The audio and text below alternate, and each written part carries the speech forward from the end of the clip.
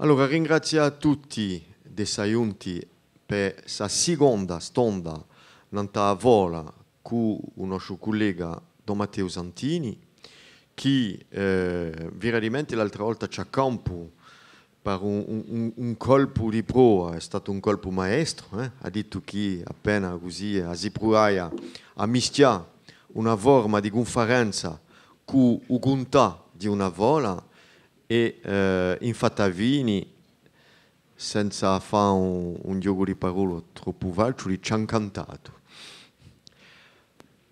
Dunque a seguito di un Vugliatino oggi è un soffoli e dunque abbiamo da stare attenti giusto appunto la seconda parte che ce ne sarà una terza, un vi scordate mica da qui a 15 giorni mi pare, no? Di novembre, enfin, di rientrata di Santi.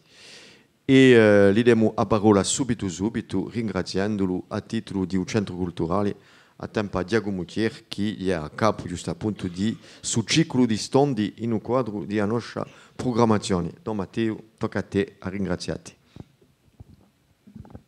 Ecco, allora vi saluto a tutti. C'è la gente che continua a giungere, allora aspetteremo di posarsi. Intanto mi hanno calciato il programma, avevo portato il programma perché sapete che io quando faccio a conferenza non so come di chi ci va a parlare, allora mi deve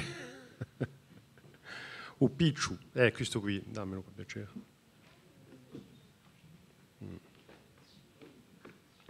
Ecco, grazie. Voilà. Allora, tutto il mondo è giunto. Voilà. Allora, Masoffoli, dunque,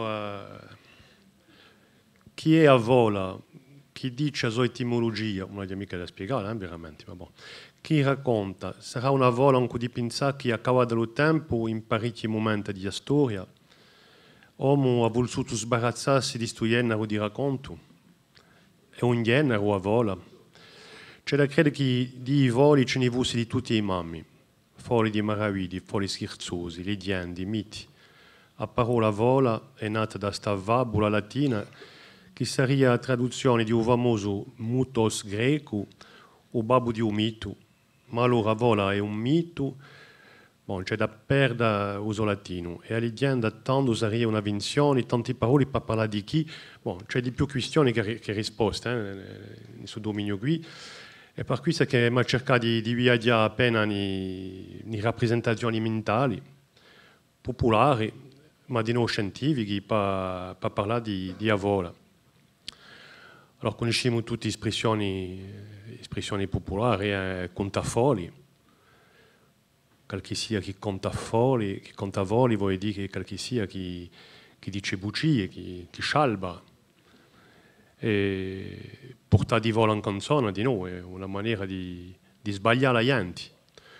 Dunque il discorso di avere un campo di rappresentazioni mentali popolari ha di già ricoperto il termine della vola di questa dimensione bucciarda.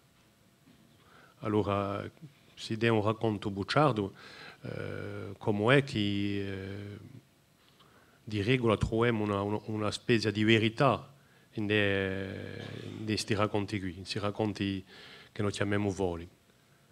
C'è un fondo di verità, forse per rispondere a questa domanda c'è da voler arrivare a un mondo indiretto, mica un passo, ma un mondo indiretto.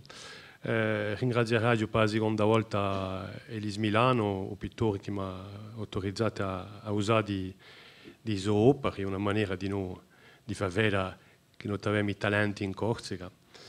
E dunque facciamo un mondo indiretto, allora, partiamo. Allora, se noi cerchiamo a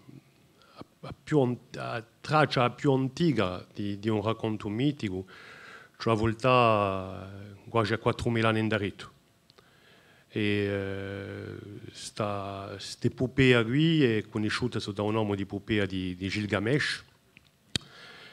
ed è la più vecchia epopea che noi conosciamo, non è mica quella di Cantopolo Gorzo, non è mica l'epopea di Sporting, è l'epopea di Gilgamesh, è stata scritta in sumeriano, non è mica la lingua di Sumerica, cioè dire.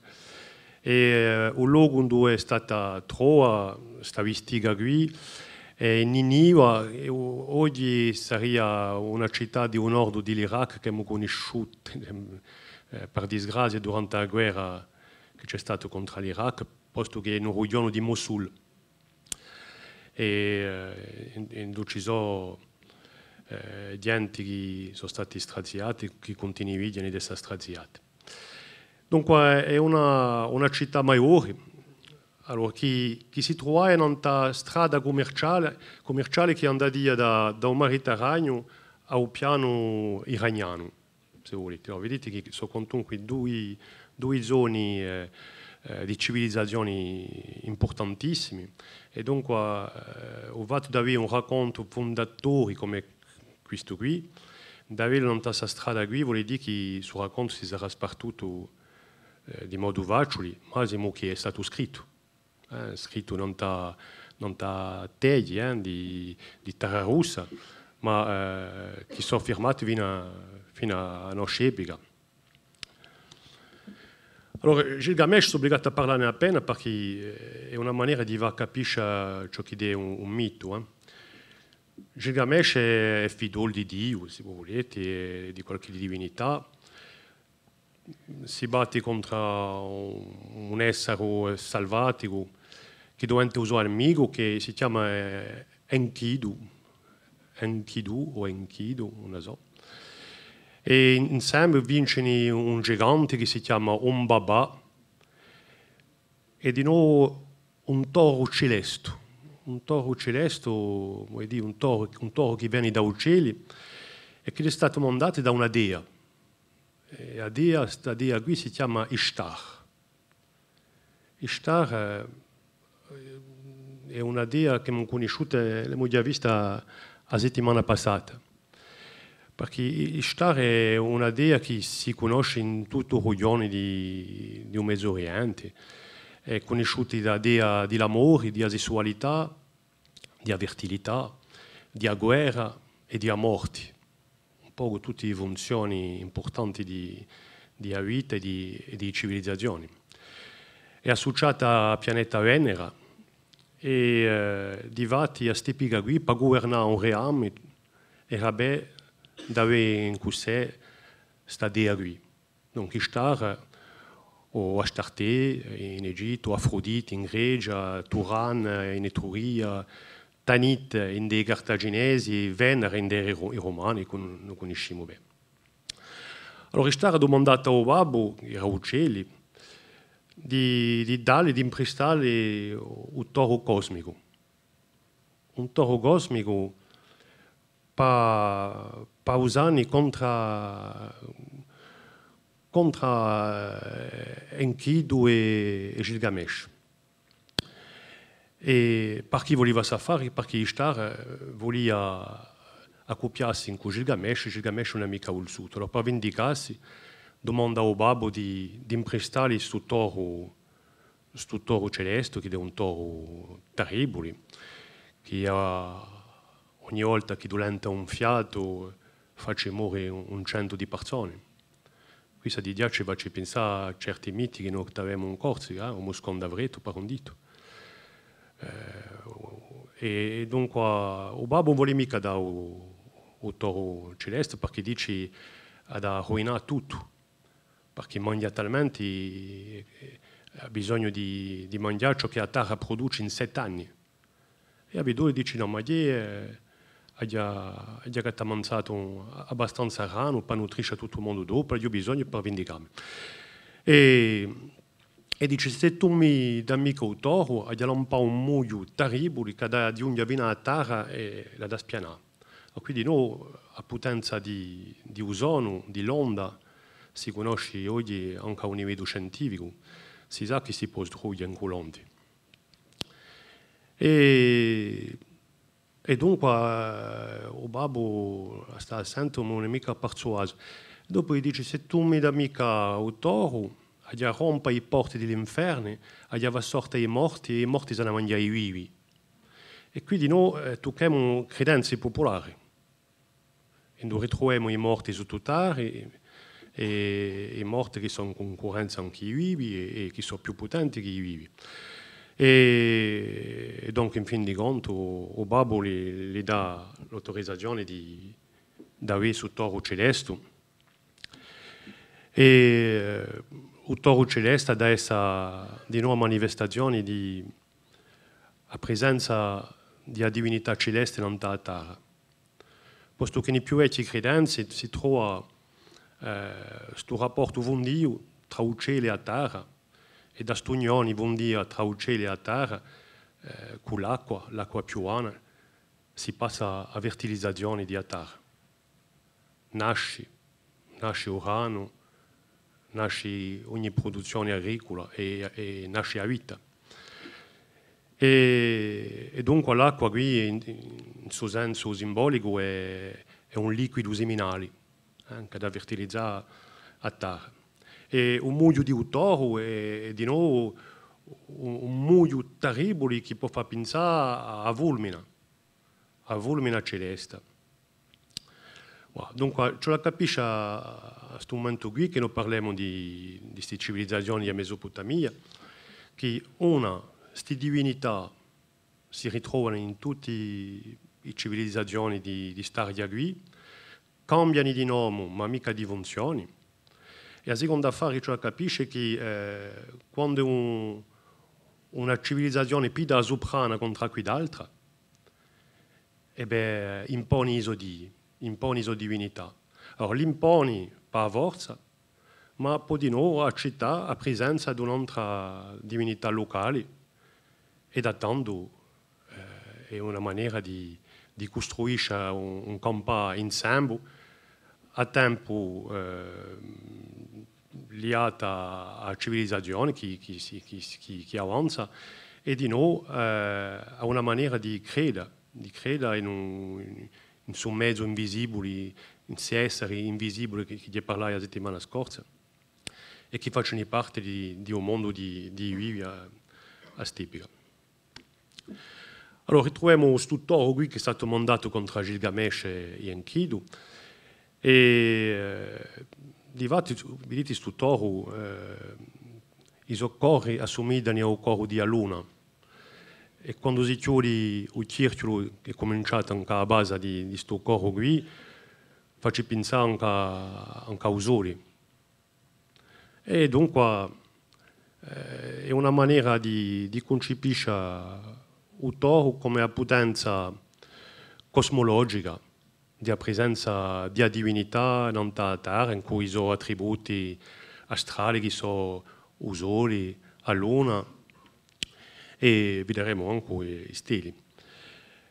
E dunque, Enkidu chiappa il toro per la coda, Gilgamesh lo pulsa una caneda, ed è così che vince anche il toro.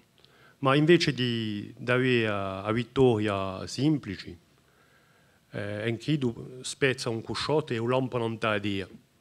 E qui in tutte le credenze popolari il fatto di fare un atto simile un po' mica passato, è condannato dai divinità.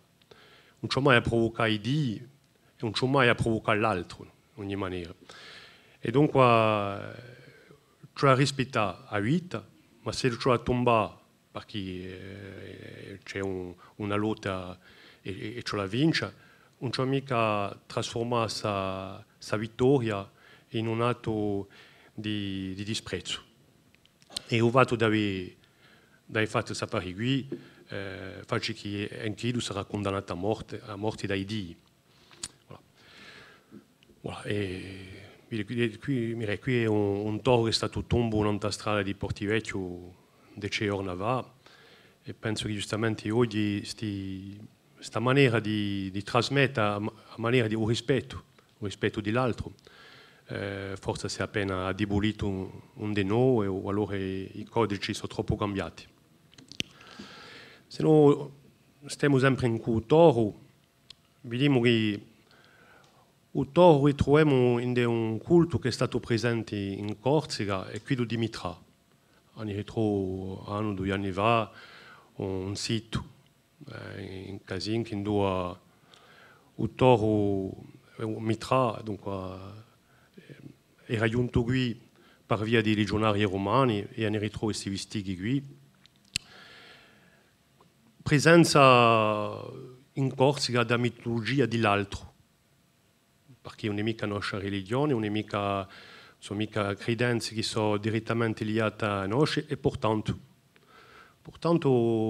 ci sono ribombi così simbolici che ci parlano. Mitra nasce da una pietra vicina a una sorgente sagrata, vicino a un albero sagrato di noi, e si trova in una zappara. E bi l'acqua, per campare, mi trabi l'acqua di questa sorgente sagrata, da un fruto dell'albero e dai casci ne faccio un vestito. Vedete che quantunque i riverenze anche bibliche ci sono, è sempre il stesso materiale simbolico che funziona. E dunque Mitra sempre cresce, scontra ciò che chiamano il toro primordiale, dunque il toro maestro in un campo. Si lampadosa, il tiene per i corri e si mette a cavalcare in quel toro fino al momento che il toro la lampare. Vuole lampare, ma si tiene e arrampicato e tiene i corri così e si va a strascinare fino al momento che il toro è sfiatato e si ferma. Tanto Mitra si mette il toro davanti alle spade e lo porta nella sua zappara. E qui c'è un corvo che viene e gli dice che ci vuole sacrificare questo toro a Dio soli. Era da pulsare il toro qui. E da un toro alla sorta da suo corpo, alla sorta grano, urano, civilizzatore, e il sangue ad diventare vino. Quindi noi non abbiamo mica bisogno di sviluppare la simbolica che noi troviamo qui. La simbolica che noi ritroveremo in altre religioni è la simbolica della civilizzazione che porta quasi la civilizzazione in sua simbolica stessa. Ma si può pensare di noi che la simbolica di un toro sia stata legata ai stili, posto che nelle società tradizionali non c'è mica tecnica come da noi, a notte faccia notti, non c'è mica lume, non c'è mica polluzione visuale che impedisce di vedere gli uccelli. E difatti uccelli è un calendario agricolo, passano le costellazioni, in funzione di costellazioni si sa quando c'è la panorama, si sa quando c'è la Tadallo, si sa quando c'è la fatale, si sa quando giungono gli animali a tall'epica, figliolendo uccelli, perché giustamente queste costellazioni rivengono sempre alle stesse epiche. Allora, per arrivare a Enkidu, o Enkidu, sappiamo appena la pronuncia marsigliese, qui è Enkidu, e dunque è stato punito dai Dio perché dunque si è comportato male. Gilgamesh ad andare ad viaggiare, a cominciare un viaggio lungo che assomiglia al viaggio di Avola, il viaggio dell'eroe in Avola, è un viaggio lungo e giunge a vincere il mondo. E qui ha trovato un essere immortale che l'ha da spiegare che un po' mica diventa immortale. Gilgamesh sarà mortale, ma gli conta una vola che è la storia di un diluvio. Un diluvio che face che l'acqua da ricopre il mondo e ad sterminare quasi tutto il mondo, fuori di un po' di enti che hanno essere salvati, e gli domanda di trasmettere questo racconto qui agli altri vivi. E questo racconto qui, conoscete, è quello di un diluvio biblico. Dunque, si capisce che una cultura si strutturisce così, quei racconti dell'altro, quei racconti che passano allo scritto, all'orale, quei simboli vivi che sono legati agli elementi, a notte, al giorno, l'acqua, il vento, il cielo, la terra. E questa pensata simbolica viaggia e si strutturisce secondo ai loci. Il Toro è di nuovo un luogo che insegna i loci che sono dedicati a San Michele. Quando all'inizio del culto di San Michele c'è stata un'apparizione di un toro vicino a una zappara. Mi è che ritroviamo quantunque simboli e circostanze che sono appena le stesse. Il ritratto qui è stato preso in una chiesa di San Rocco in Moncali e il ritratto è stato trovato da Elia Valecali, che è una dottorante che lavora a San Michele in questo momento. Ha cominciato una tesi a fare qui. Ma dunque ritroviamo questa simbolica di Zappara, di un monte, di un toro. E poi a maniera qui si conosce che San Michele è Ido che ha combattuto contro i demoni, contro gli angeli caduti, e uno di questi qui diventerà il diavolo. E il diavolo una volta soccorre, quindi che noi conosciamo ora, che dopo il Consiglio di Toledo, in 447, vuol dire che a un momento dato, a Iesia ha considerato che il potere di un Dio soprano, un Dio cristiano, aveva da pedare soprano, due pedare soprano, le divinità più anziane, che erano legate a questo corpo di luna o a sole, e per pedare soprano ci voleva che qualche sia mandasse a Caterno, e San Michele che faccia questo lavoro qui. E San Michele ritroviamo legate a Zappara, ritroviamo legate a parecchi culti che sono giustamente che si ritrovano in una storia di mitologie anziane. Allora, tanti culti, tante tradizioni, tanti luoghi, tanti racconti che sono possono venire da Romare, prima di venire a radicarsi in noi e a mutare, a cambiare, a trovare un'altra maniera di essere raccontati, di essere detti. Qui si chiama sincretismo, un fatto da appiccicare così pezzi di culti, pezzi di religioni, pezzi di materia simbolica, ma ho fatto che c'è sempre un filo, lo stesso filo. E questo sincretismo qui si ritrova di sicuro in mitologia. Allora, quando ero studente in studi corsi, come vi ho detto io, e che ho cominciato a lavorare non a vola, mi domandai, ma com'è che non abbiamo mica una mitologia corsa, come la mitologia romana, greca, norvegiana, tutte le civilizzazioni avevano una mitologia e non abbiamo mica chi è un disprezzo, posto che non ti mi racconti e tutto. Boh, e di fatto, quando ho studiato, ho capito che se la mitologia corsa non era mica riconosciuta da mitologia, è perché il lavoro di mitologizzazione non era mica stato fatto. E poi c'erano qualche leggenda comunque che parlavano di Accorsica. Si parlava di Medusa, sapete, Meduse che stanterà ognuno che figliolava il suo sguardo. Medusa era veduta di Vorku, e qui era Vorku un vecchio dio mare, un vecchio dio di mare, liato a tutti i mostri di un Mediterraneo occidentale. Allora, abbiamo niente personaggi mitici,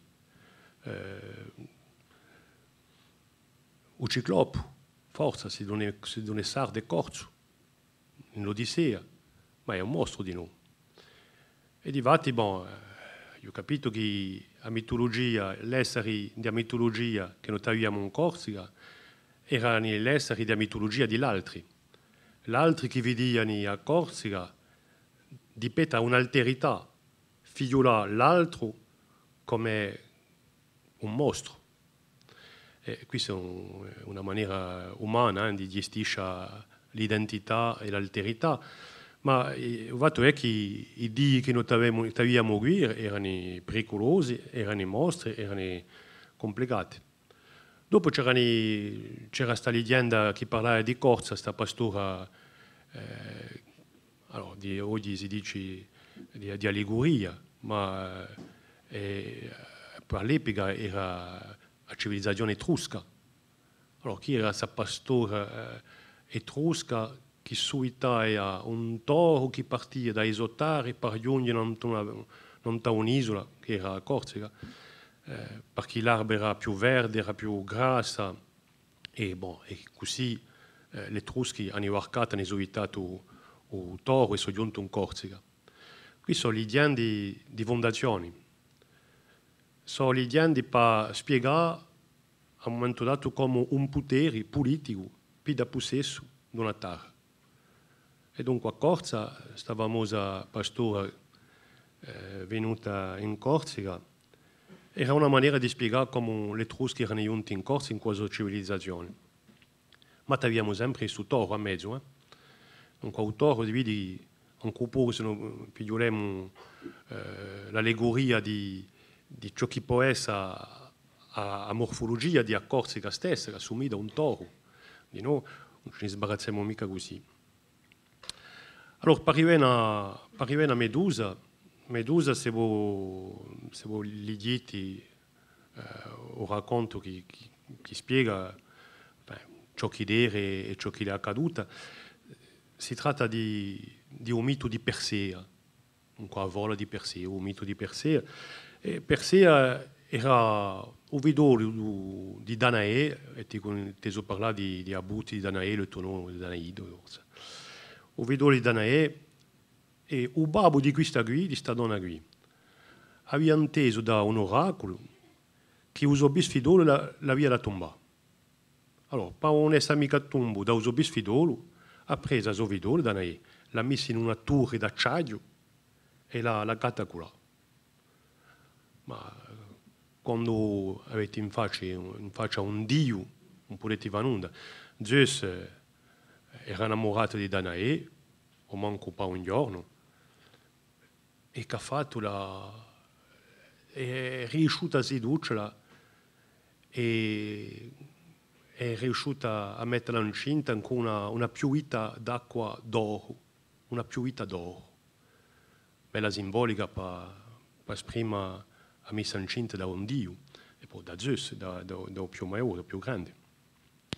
E dunque, quando è nato Zitedo, che ha fatto un misciao, ha messo a mamma e un vidore in una botte e l'ha lampata a mare, e così hanno viaggiato lontano mare, fino a giungere in un paese, non un'isola, un isolotto, e sono stati raccolti da un pescatore. E tanto Persea è stato addivato da un pescatore, è cresciuto là, e quando era maiore, il re di quest'isola ha visto che non era mica un uomo normale, ha visto che c'era qualche manifestazione di divinità in questa persona qui, l'ha domandato di andare a tombare mostri, a tombare animali che impedivano di campare normalmente. Opla, ho fatto uno sbaglio qui. Sono andato troppo in furia. Voilà, e faccio che è così che Persea ha potuto fare i suoi prove ed è così che da tombo a Medusa, è così che l'ha scappata. Quando l'ha scappata si dice che il sangue che scorria ha dato nascita al curato, ma ha continuato i suoi prove e dopo a Medusa ha continuato e passando per l'Etiopia ha visto che c'era una giovanetta che era incatenata a uno scudo e di volta qui era promessa a un demonio, di una specie di mostro che veniva qui per pidarsi una vergine ogni misata. Qui di noi ha avuto una reazione di eroi, a tombo questo mostro, ha liberato Andromeda, conosciuta su racconto qui. Ma tutti questi racconti, difatti, come pensali dall'Europa stessa. Tutte queste mitologie difatti hanno campato nella letteratura occidentale, posto che sono stati scritti. E sono stati scritti all'epoca antica, ma allo stesso tempo questi racconti qui o altri erano mantenuti sotto la forma orale. Erano sempre racconti che si contavano a veglia o nitiosa durante i lavori collettivi, era una maniera di una letteratura orale. E così che tra letteratura orale e scritta c'è stato un passevena di noi a lungo andare di storia. E qui è un ritratto di una delle più vecchie università d'Europa. Al XIX secolo in Europa ci troviamo in un'epoca, un secolo di storia, ma di non dei nazionalismi. L'Europa si costruisce con gli Stati-nazioni. E uno Stato-nazione, quando si mette in piazza, ha bisogno di legittimità. E dunque i cercatori universitari dell'epoca sono stati richiesti per fare ricerche, non in mitologie di Isoloca. Allora, la Francia è così che ha fatto nascere la mitologia di Gaulois. L'italiano non ha mica avuto un problema per fare nascere la mitologia latina, romana, e così hanno arrivato tutti. Ma il problema è che quando hanno studiato questi racconti qui, si sono visti che questi racconti erano racconti parlavano di sessualità, di incesto, di enti che tombavano a tombera, che facevano i maceti. Si sono detto quantunque è complicato di avere racconti così per valorizzare una nazione. E poi si sono venuti che l'Europa era a vidola della Grecia antica, così si volevano ideologicamente un rapporto di vidola dell'Europa moderna a un'Europa antica alliata alla Grecia. E qui di nuovo avevano racconti che venivano dai coloni, posto che il XIX secolo è un secolo di conquisti. E i racconti che ne portavano dall'Africa, dall'America latina o che portavano dall'Oceania, dicevano tutti gli stessi affari, erano racconti scandalosi, non era mica una letteratura da poter essere contata a tutto il mondo, ma mica i cittadini. E difatti si sono accorti che ci voleva comunque a cominciare a fare. E se voi vedete la prima edizione di Fratelli Grimm, che hanno fatto una raccolta di voli, giustamente raccolti che sono stati fatti a pro di una nazione, a pro di una letteratura nazionale, a pro di un genio nazionale. In Rinto c'erano certi racconti, alla seconda edizione erano cacciati, erano troppo violenti. Dicevano, non si può mica dare al popolo racconti simili. E difatti ciò che è arrivato al XIX secolo in Europa è ciò che è arrivato ai greci 2500 anni innanzi.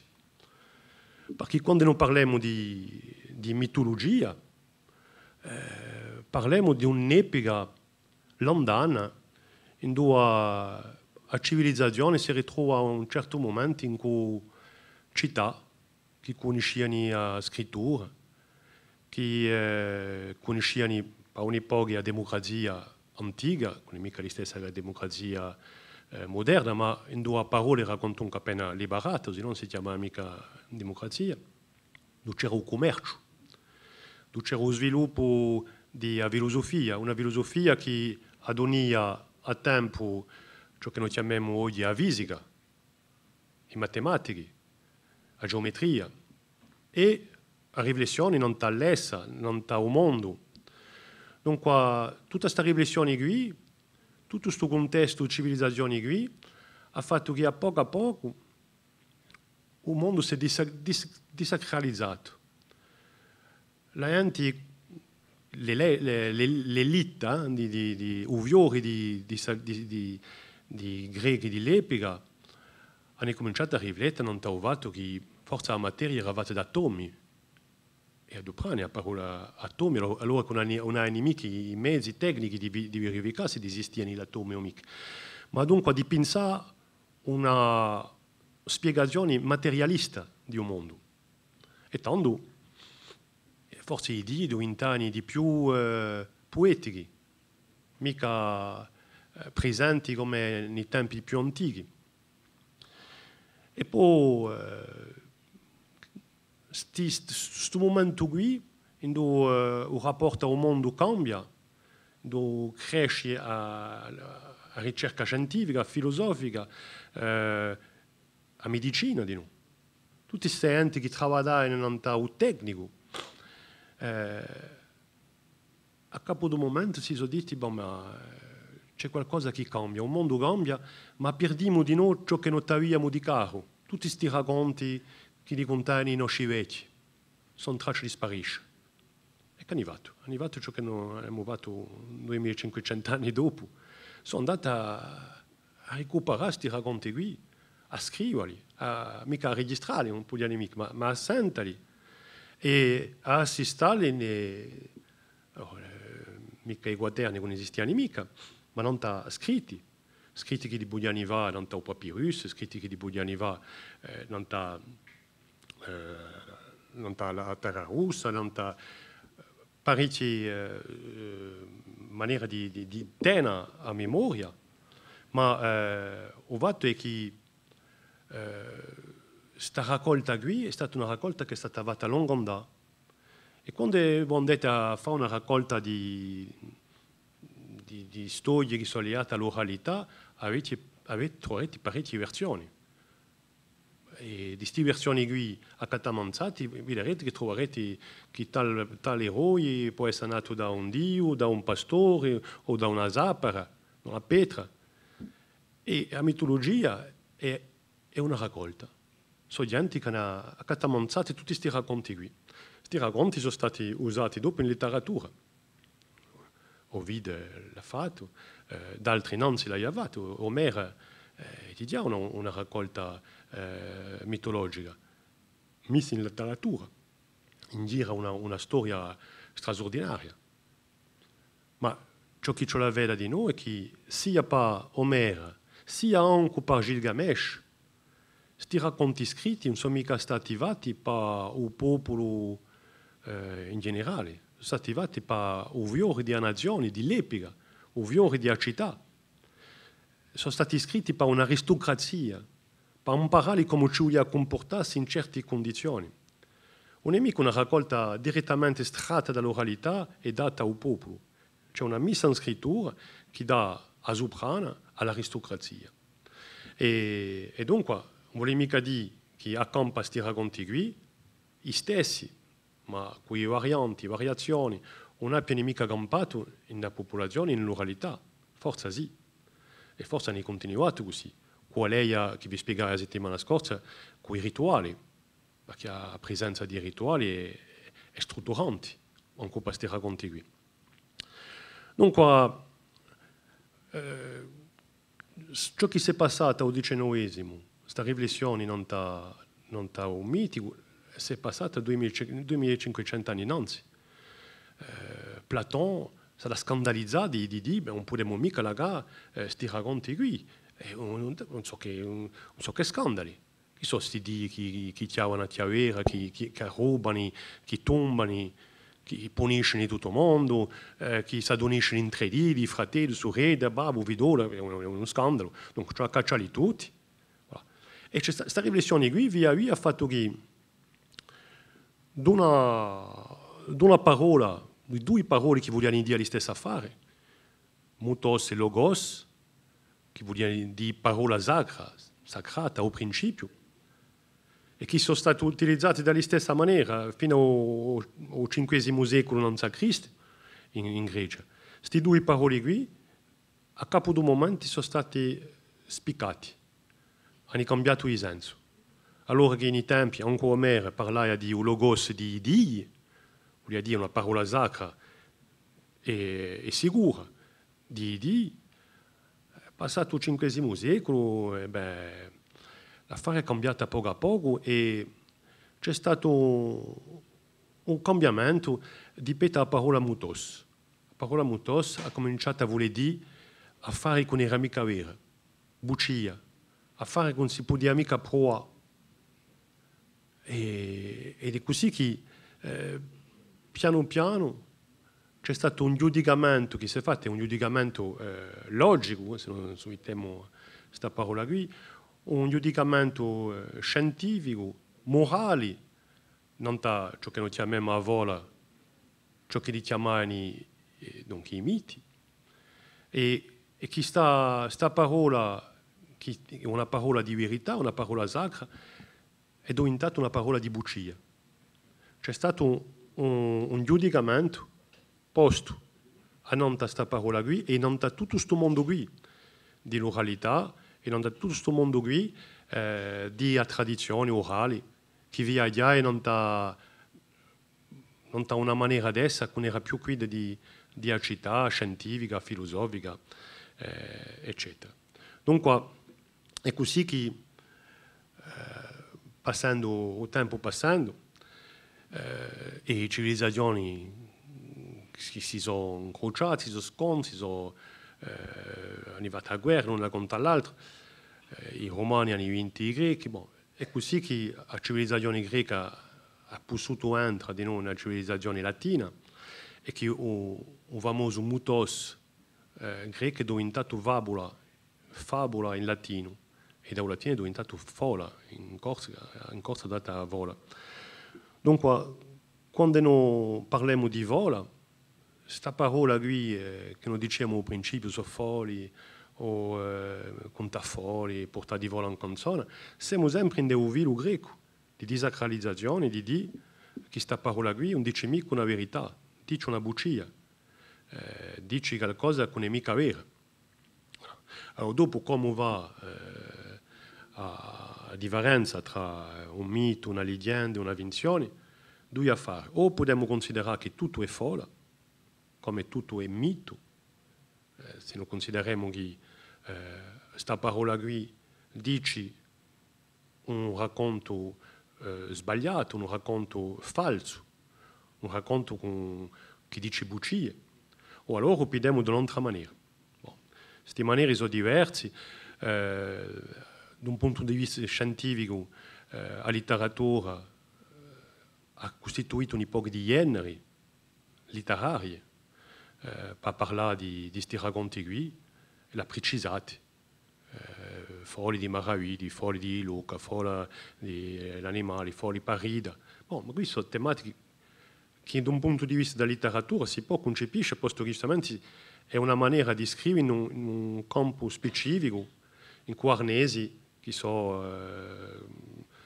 concepiti e presi ai tradizioni orali, ma messi in letteratura, donc cambiati di modo. Se noi vogliamo violare sempre un velo antropologico, un velo di un patrimonio culturale, tanto ce la capisce che ciò che si è passato 2500 anni fa si è passato durante la modernità in Europa, si passa sempre ancora, è qualcosa che ha fatto che, massimo all'epoca moderna, l'uomo si è divenuto come scartato dalla natura, la cultura nata andando contro la natura. I greci hanno arrivato agli stessi affari 2500 anni fa. E questa maniera di lampare fuori di città, lampare fuori di civilizzazioni a natura, per non considerare che la cultura, ha lampato allo stesso tempo un discorso che era legato a questa natura, era un discorso mitico, un discorso legato alla magia, era un mondo diavolo, questo qui. Dunque, come va per lavorare in questo racconto qui, senza cascare nella letteratura o nemmeno in un giudicamento morale o di civilizzazioni, per dire noi siamo una civilizzazione alta, che ripone in tale tecnologia, e qui si racconta che vengono da un passato lontano di enti che non conosciamo nulla.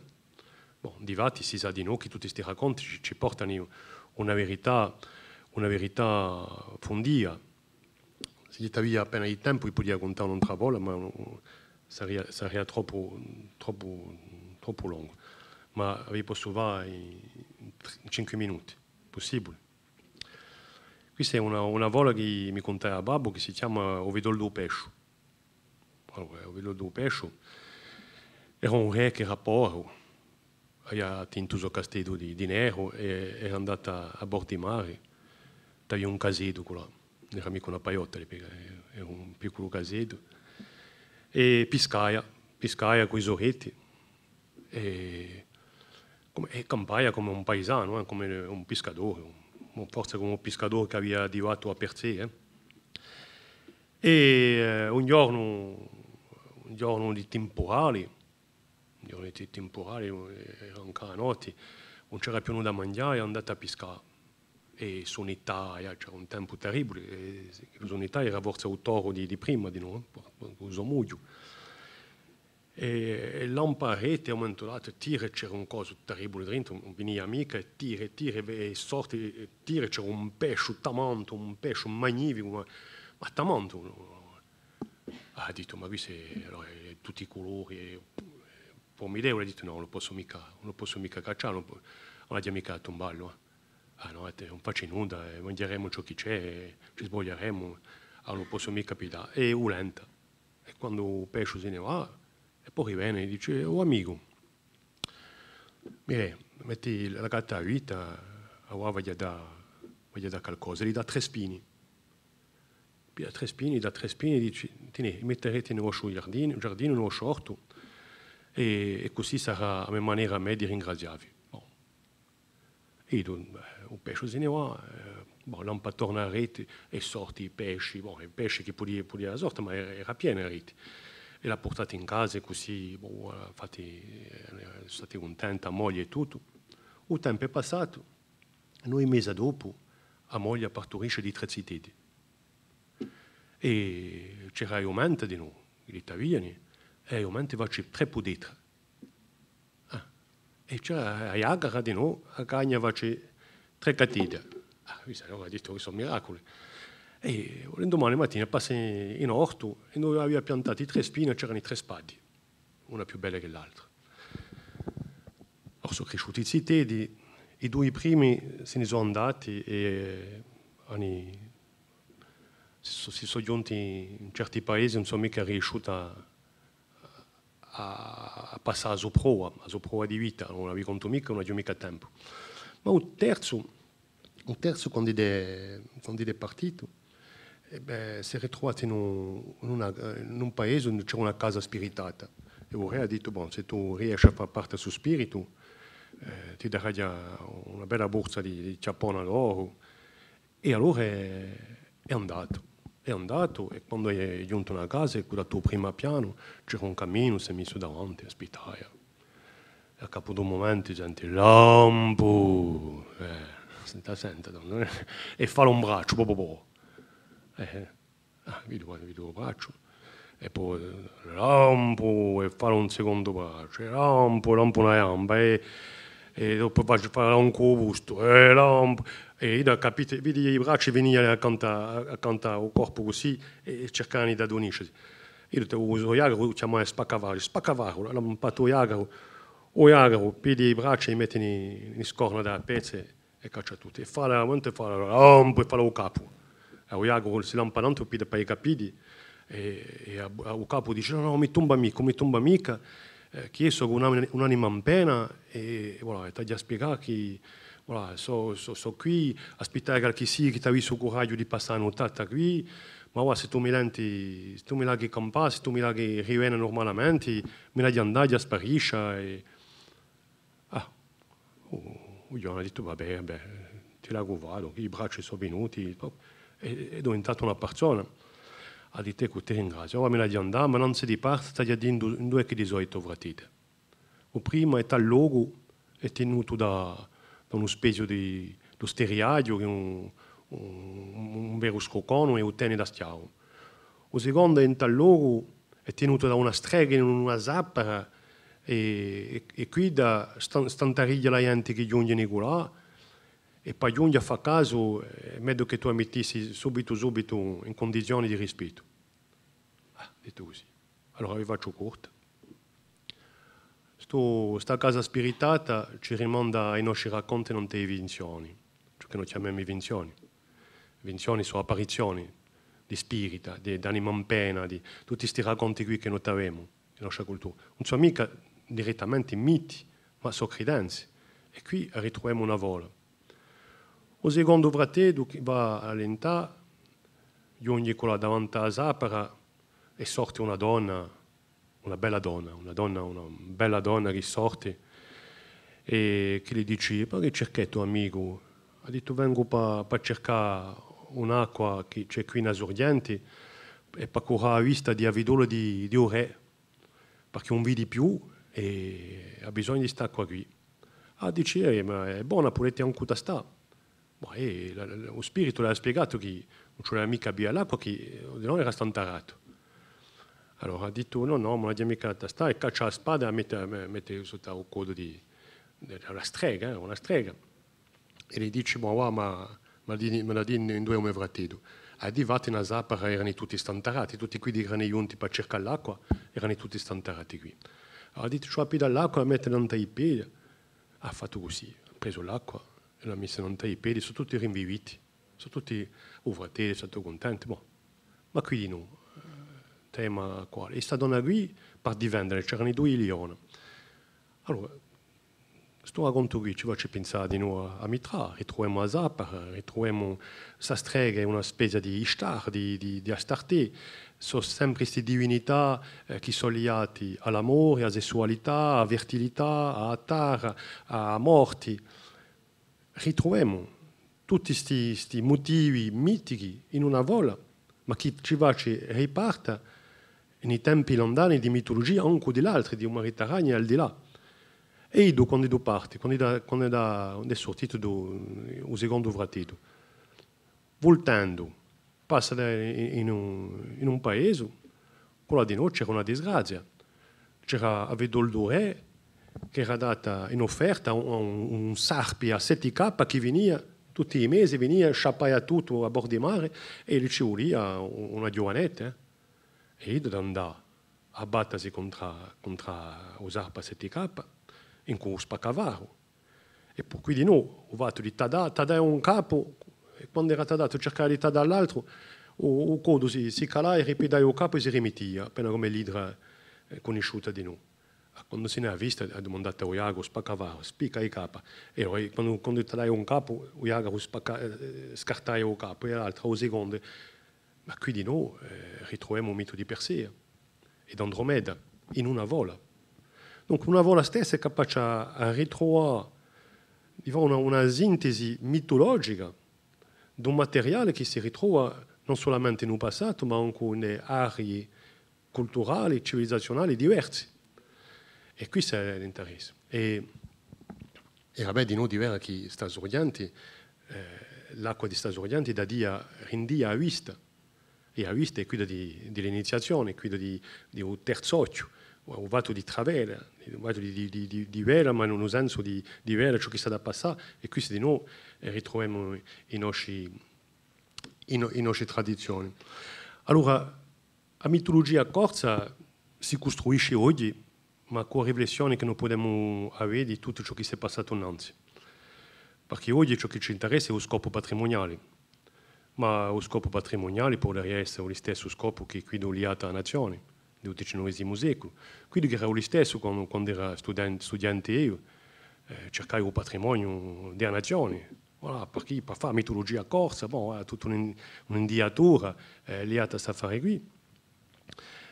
Oggi è di più, non è mica così tanto appassionato, posto che tutto il mondo dice che c'è da salvare il patrimonio culturale, anche se non si faccia mica facili, ma tutto il mondo è da consentire non questo affare qui. Ma c'è di nuovo la messa in valore turistica. Oggi cioè cercare questo patrimonio per chi fa, per trasmettere o per vendere. Oggi siamo in un'altra dialettica che nei tempi. Pure 30 anni fa non c'era mica questa riflessione qui. Non avevamo mica riflettere in questa affare qui. Il turismo c'era, ma era poco accanto a oggi. Dunque, ciò che noi troviamo a poesia, a mitologia corsa oggi, troviamo giustamente la poesia. La poesia usa sempre queste metafore, questo rapporto a un mitico, alla letteratura ben inteso. Anche in media in cui scrivi, ne parlavamo l'ultima volta, i film danno una dimensione forte, emotiva, dipende da tutto ciò che può essere messo in scena, in cui effetti speciali, ma ne abbiamo parlato, è un'altra maniera di presentare questa mitologia qui. Questa mitologia si piatta di noi di credenze popolari, che sono più o meno abbandonati, ma si ritrovano quando si facciano studi, inchieste, si ritrovano in maniere di che ritrovano questa strada di mitologia e di rituali antichi e si ritrovano di noi in un rapporto al mondo che ce la costruisce oggi e che si vuole in rompitura in quella società di consumo, chissà chi consideri la società di consumo come forza usare PSTK di avola. Dunque, per finire, c'era in due a verità di avola. Io mi so qui una figura qui d'Orfeo. Orfeo era un musicante e divati a sua personalità e il suo scopo è di pidare la sua piazza nel mondo, senza pidare la piazza dell'altro, pidare la sua piazza. E si può opporre a figura di Prometea. Sapete, Prometea è quello che ha rubato il fuoco per l'uomo, ha rubato i dei, e che sarebbe dunque all'origine di tutta la tecnica, la tecnologia che l'uomo si è impatronito dopo Prometea. Ma Prometea, volendo ammaestrare il mondo, l'ha voluto di noi possedere. E ho fatto di entrare in questa volontà di ammaestrare e di gestire il mondo è una maniera di noi di ingannarlo, capo d'un momento. Dunque preferisco a vivere d'Orfeo, un musicante che mi piace di più, e per compiere dice radio che la vola spiega che nella vita tutto tiene a misura di se stesso, a misura di persona, a misura di isolazioni e a misura di noi di un potere e anche del territorio. Ci sono racconti che spiegano a misura del territorio, ma non sarà mica per questa volta qui. Ringraziavi.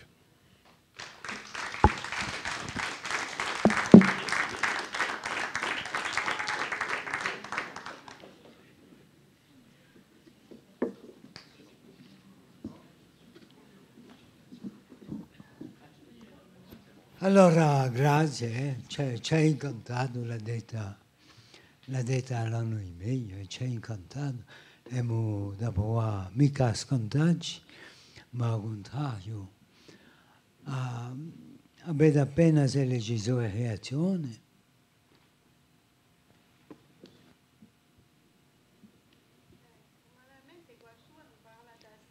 Abbiamo inteso che hanno contrastato un'altra fase. Mi pare di aver inteso questo appunto che uno si domandava a un momento dato, hai accennato una figura cristiana e già sola che ti avessi ammentato di ciò che dicevano d'altronde longa o da sposto. Come sarà? Non ci sono mica. Sarà questa la domanda prima, forse, che li riflettissero. Non ci sarà mica in cristianesimo qualche, come noi conosciamo, forse come noi pratichiamo a tutti i livelli, sia in maniera dogmatica, sia in maniera popolare, come tu l'hai detta, non ci sarà mica qualche influenza, diciamo, di sovulaggio tradizionale. Di sicuro che c'è, sarebbe una conferenza propria in tanta tematica. Ma è sicuro che il cristianesimo di un medioevo, quando si è installato il culto di San Michele, è un cristianesimo che usa di magia. Non consideriamo che un mondo è materialista. Da una parte si usa di filosofia di Aristotele, che gli conviene perché Aristotele dice ciò che è sotto la luna muove, cambia, e tutto ciò che è da sopra la luna muove mica. Dunque l'eternità va bene con un Dio solo, va bene con la sua maniera di pensare. Ma per cristianizzare la gente, ce la fa con ciò che dice.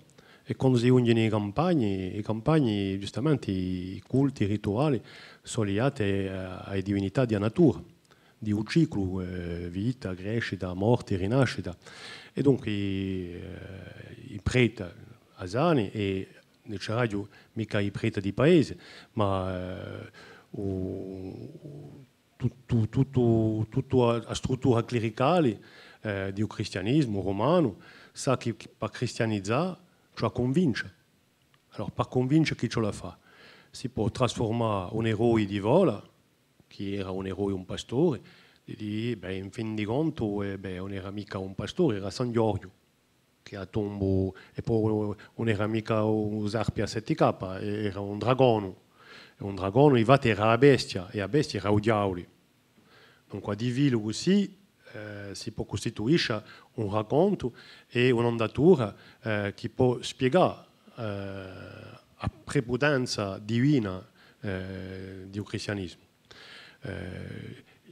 I vitragli, insomma, come dire in corso, i vetri tinti, vetri, i vitraux di Aiesia sono fatti giustamente per la passare l'uomo e per spiegare che c'è una specie di spettacolo divino che può nascere in Aiesia, mica in Aiesia romani, ma dopo. Dunque, i racconti di santi sono racconti che sono folli, che spiegano come un tal santo ha vinto tal demonio in tal luogo, eccetera, perché sanno che questi racconti sono popolari, sono, come dire, la gente apprezzano questi racconti qui. D'altronde, se i nostri amici parlano giustamente di dialettica greca, a un momento dato, quando ho cominciato a contare, e ho aiutato l'ambo, tanto sono tutti restati di battaglia perché si passava qualcosa. Voilà. Dunque, no, racconta una potenza terribile, si sa, è letteratura, di sicuro, ma a Iesia, ben intesa, si è gioata di questi racconti antichi, si è gioata di rituali che da podia cristianizzare, le processioni, l'uso di pianti, i segni, ai segnatori sanno che sono pregantoli di pagani, ma i personaggi usati nella pregantola sono personaggi cristiani. Dunque, vuol dire che sul sincretismo qui si è fatto, non l'ho mica sviluppato, perché c'è di tutto il leggendario che nasce da Reto, e in Corsica Martina Pinza Paolo, per un dito, ha fatto un libro su tutti i sono racconti di voli cristianizzati. Dunque, a pro di un potere che viene per spiegare o per imporre la sua prepotenza in un territorio. E la leggenda spiega sa fare qui, spiega la maniera di dare possesso di un territorio, che lo sia un territorio spirituale, come per le religioni, che lo sia un territorio politico, le leggende che parlano di conti che vanno a lottare contro i mori, che vanno a lottare contro tal altro conti. Qui sono spiegazioni di rapporti di influenza politica forti che spiegano di noi la costruzione di un territorio.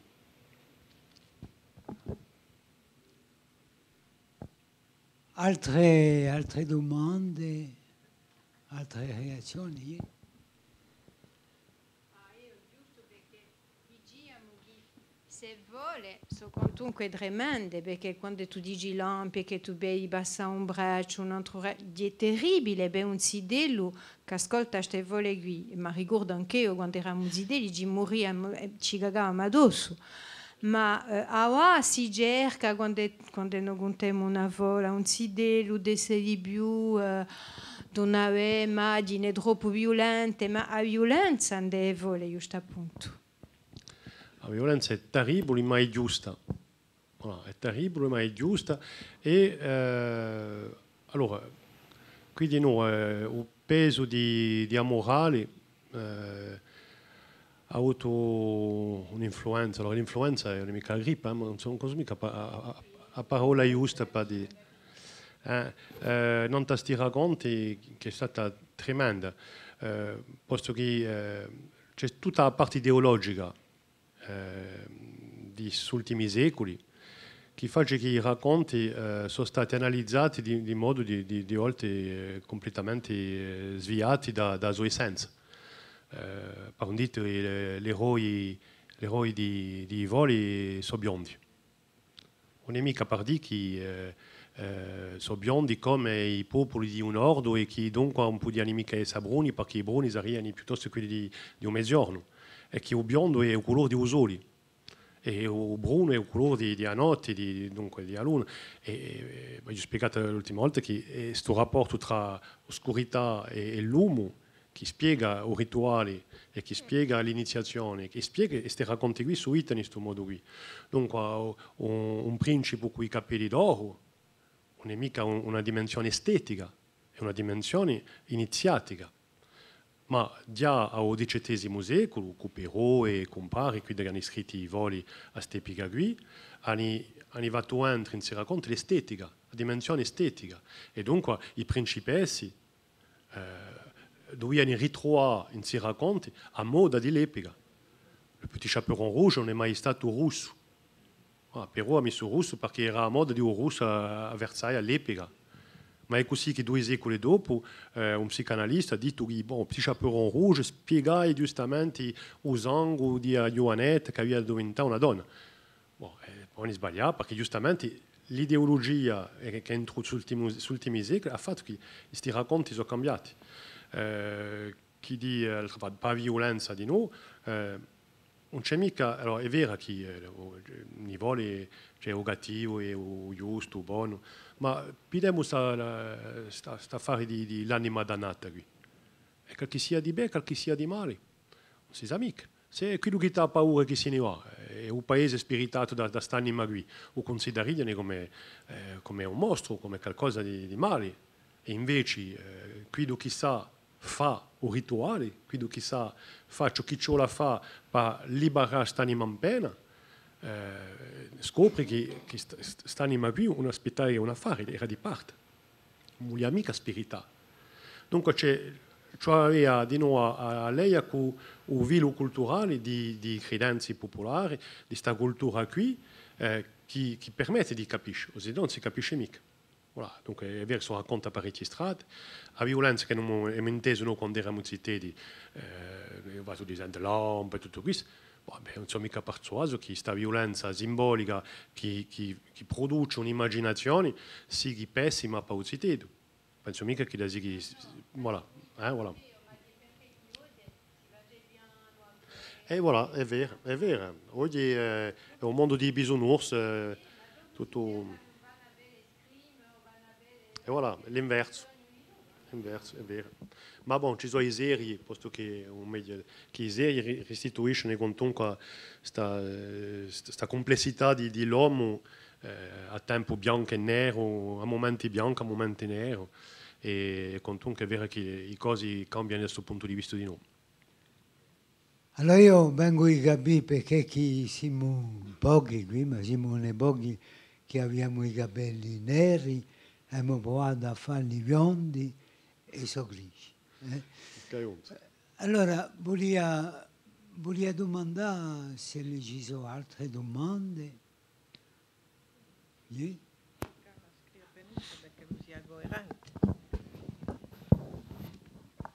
Penso ao successo della televisione oggi, meneria mica da un fatto che la sadirizza a memoria ancestrale di l'uomo moderno, che è moderno ma sempre bisogno di conti, di racconti, di morale, d'imparare. Mio mondo sia di televisione o i film, quando andiamo al cinema, no? Se non sarebbe mica l'arnese moderno, ma obbligatorio perché l'uomo abbia una vita spirituale, come l'uomo manda, come non ha bisogno per campare. No, perché la televisione è un specchio magico di Azzurra, di Blanche-Neige, voilà, che domanda dimmi qual è la più bella. Beh, se tu e lo screno dici sa fare qui, posto che non figliolemi cose che ci facciano più belli, che ci danno l'impressione di essere belli. Voilà.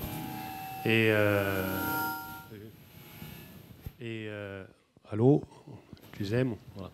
Dunque c'è questa dimensione di un screno che dà un'idea magica e dopo è vero, non ti racconto, questi racconti mediatici sono spesso costruiti non da un'architettura simbolica legata a vola, in cui giustamente sul circolo di questa, su questa maniera di giudicare l'eroe è qualcosa di universale che si ritrova a ogni epoca, in ogni cultura.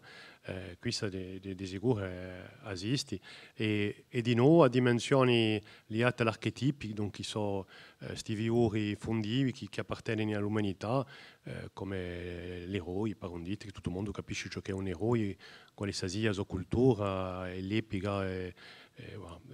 Ognuno conosce ciò che è un eroe perché, secondo Jung, è il psicologo Jung che ha portato questa idea qui, ci sono un po' di figure, di immagini fondive legate all'umanità stessa. Dunque, una volta che è trascritto in un scenario in cui i media si ritrovano di sicuro lo stesso risultato di piacere, di vere e di ritrovarsi da rete allo screno.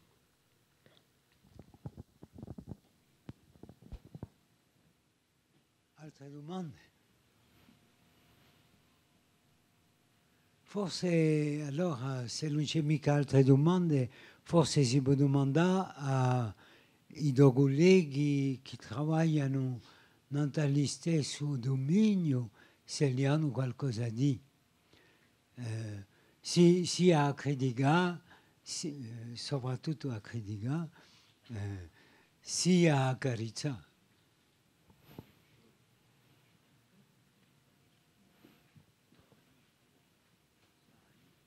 Qui sento Tony, il primo ramo. Manca appena. Vanina, faut parlare. No, ciò che tu hai detto è vero, quando Patrizia ha posto la questione della violenza, ma se lo vedi voleme esiste, la credenza di a squadra da rozza. Se pigli un oggetto dato dalla squadra da rozza diventa un braccio di sitello. Un braccio di sitello. Dopo, cioè una settimana dopo, che lo diventasse torna un candele. Si ritrova dunque credenze popolari, che sono cose di, un schema di autovola. Se la consentono o no? In questa violenza qui? No, ciò che... T'as un altro usando questa violenza qui, posto che sta usando un scambio tra due mondi di noi, dunque un'affare più legata ai gradienti intorno ai limiti che non ritroviamo di noi nei voli, sa connessione a un momento dato in cui un oggetto, in cui una parte umana o un animale che non ritroviamo in ogni volo e in ogni luogo di noi. Tanto ci vuole a forza sviluppare questo fatto qui intorno ai limiti di noi, intorno a capiscitura di uccigolo di vita. Tanto ci vuole a fare un'altra la prossima volta forse.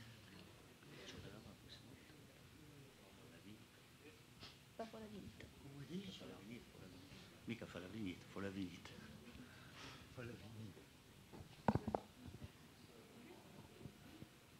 Allora, a giubia delle ciocche, quando è lui. No? Allora giurerà.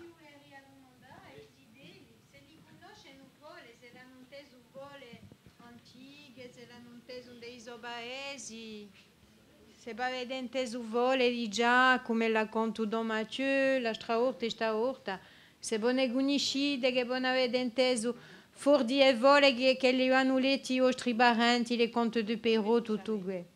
Pedro Zaveri.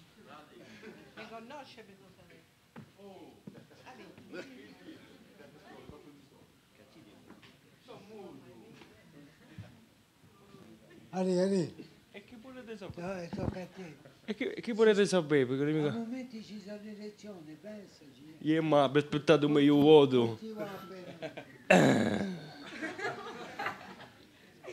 Buon, chi volete sapere?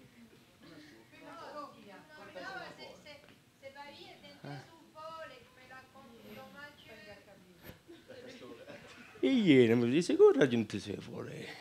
Ne sentiamo con facoltà, sapete? Di più che in facoltà. No, appena gli conta una, corta, giusto? Ah, ma a ritmo mi sono malato. Ah, Ale, forza, Ale.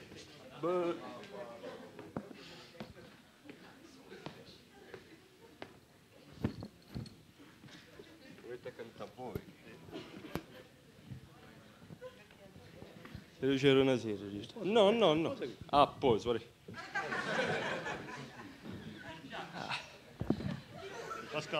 Mi vado una trappola questi.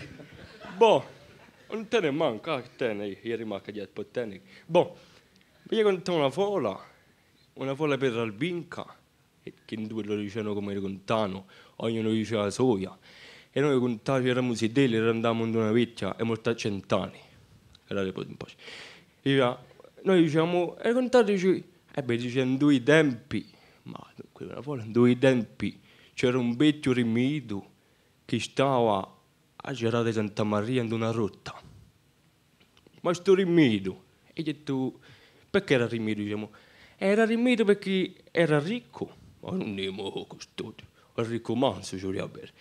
E si è arruinato, e campava di avola e Rumiciana, perché Rumiciana è un vecchio castello, mi sono sfondato, e per tutto girando là, e portato fusciato.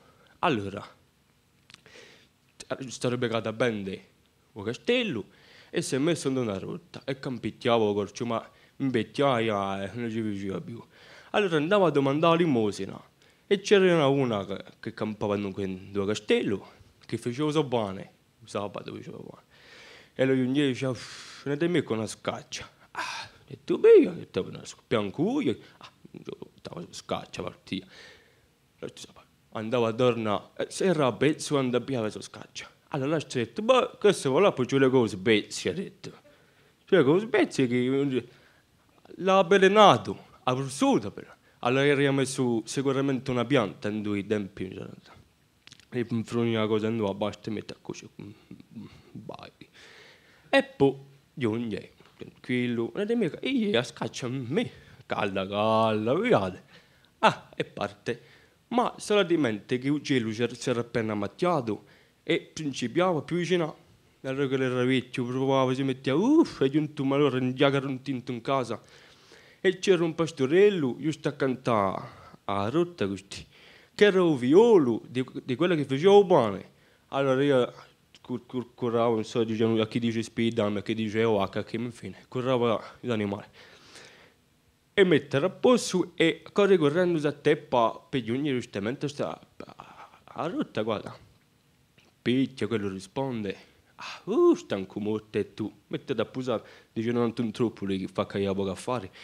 Si mette a posare e mangiate un boccone a scaccia la galla, una fatta da mamma. Ah, allora, certo si sciacca, casca secco come un fiore.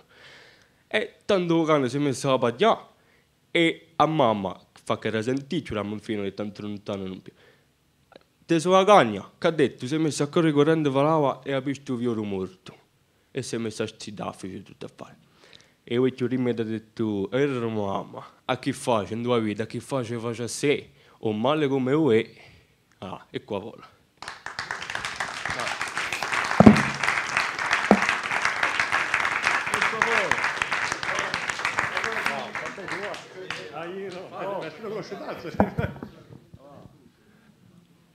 Allora, conosco una versione di questa che sarebbe a Biancanevi Corsa. Voilà.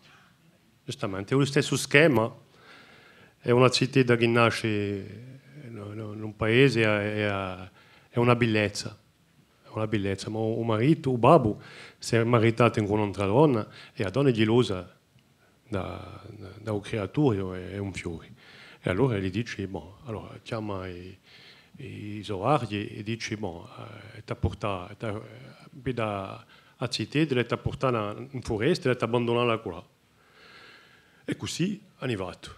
Bon, allora potete aggiustare, mi porterete un cuore, bon, questa lo conoscete la storia, bon.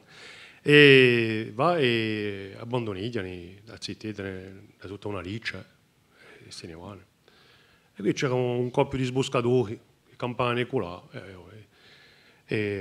donc l'uomo voltando da Valtisoligna e volta e sente la città da Curcia. E dunque va e pida città, pida porta in casa. E non sapeva mica di quale, che dunque è una nemica città della arrivata ed è cresciuta così. E il tempo è passato e la città è diventata una giovanetta, una bellezza, un fiore. E un giorno passai al principe era il vidore di matrigna. Voilà. E dunque ha visto questa bella città e tutto. E quando è voltata ha detto, ma è giusto una bella città qui, voilà. A mamma ha capito che questa giovanetta non era mica una città da n'importa quale. Ha capito che era qui da giovane, che ha domandato di abbandonare in foresta. E gli stesso. Dunque ha fatto una torta a velanate, l'ha portata qua a casa. I sboscatori dunque tenevano questa casa qui, a quando è giunta a Regina. Ha detto, mi ha giocato una torta, un passo mai per qui, bibi babà. Ha lagato la torta, poi la torta era calda, l'hanno messa nel balcone. Voilà. E la città era partita in foresta, non c'era mica. E ha fatto il principe che voleva giustamente vedere la città e tu passi e vedi la torta nel balcone. Ha detto, boh, pare buona. E allora la donna gli dice, beh, giustamente, ho la mamma che l'ha portata a me. È calda, lì oggi ci mangiamo un pezzo. E la tasta è cascato così. Come un chiolo, mi è piaciuta l'espressione, fermato secco come un chiolo. Voilà, e dunque è fermata così, e dunque la mia versione a me dice chi faccia male faccia a sé, voilà, chi faccia male faccia a sé, un male come vabbè, così. Ecco, oggi Giacomo. E sarebbe, sarebbe.